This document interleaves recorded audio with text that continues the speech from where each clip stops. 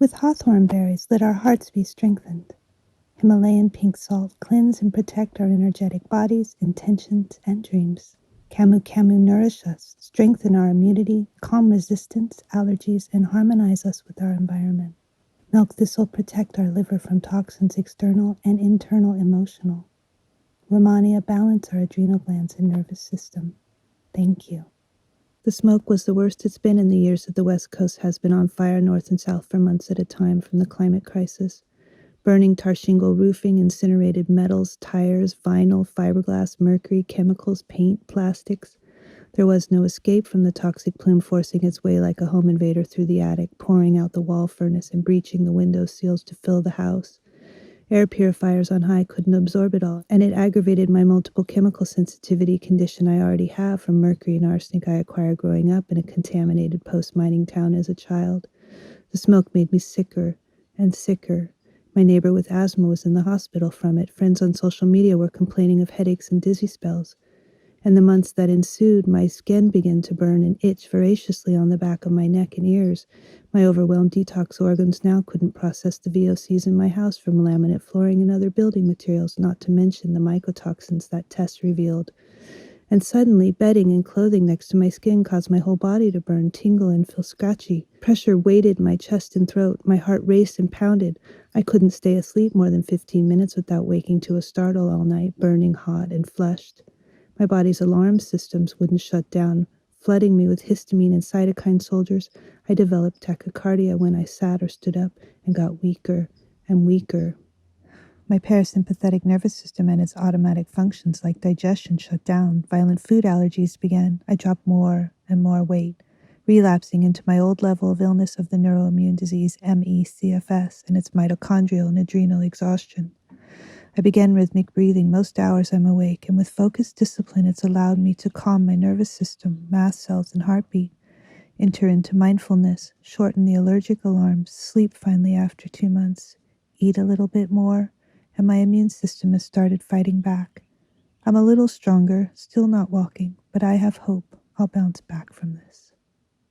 I am of the earth, and the earth is of me.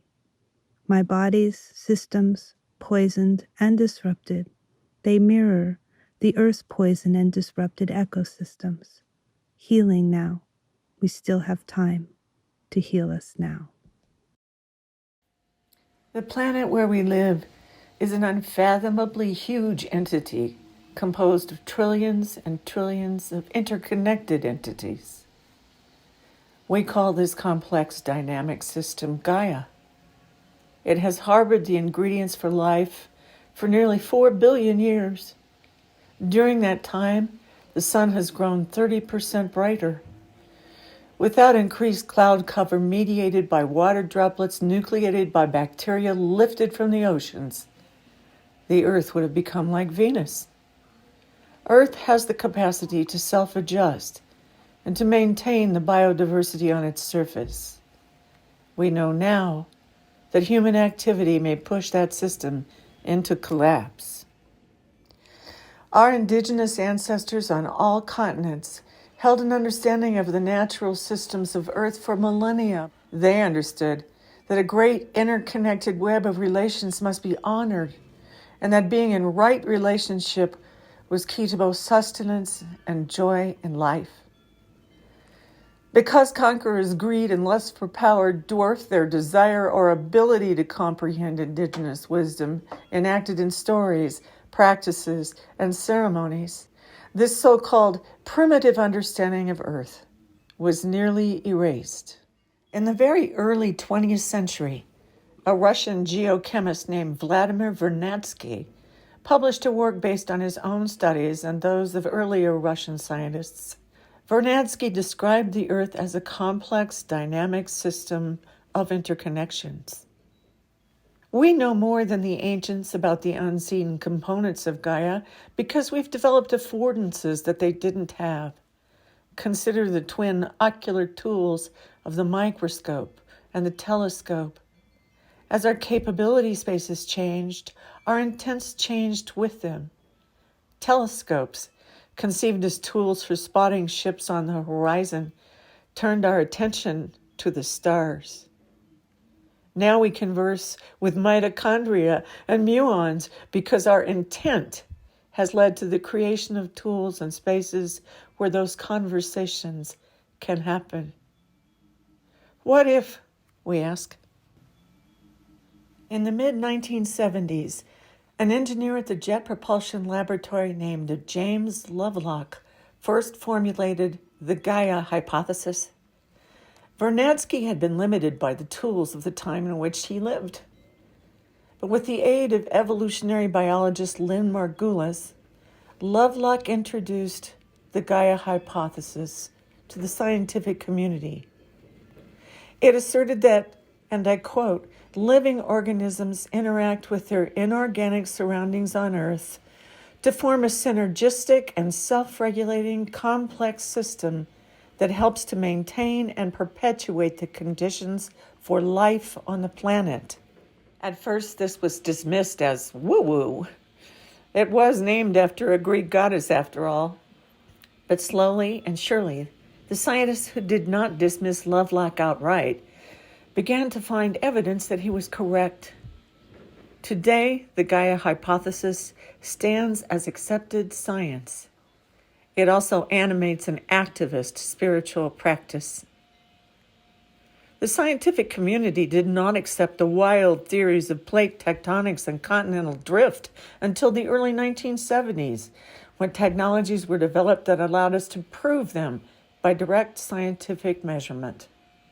How young and how old our understanding of Earth is. We see that each time a new capability arises, new pathways open up for hope and healing. With new intents, new capabilities evolve. And so we join the dance. Heal yourself, heal the earth.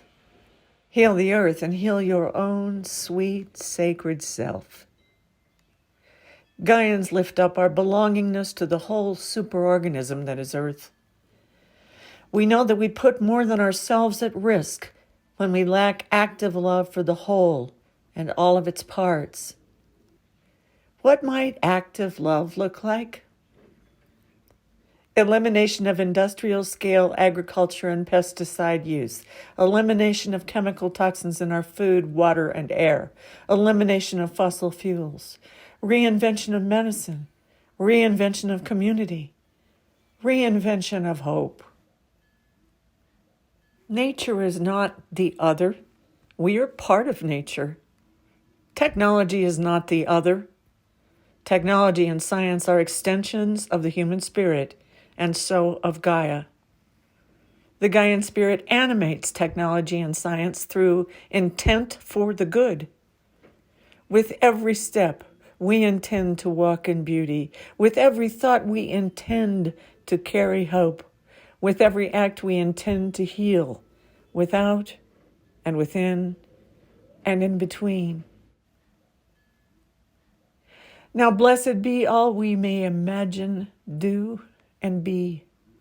Now, blessed be we will our eyes to feel and hearts to see. Now, blessed be the great and gorgeous innocence of nature and the bright threads that connect us all. May it be so.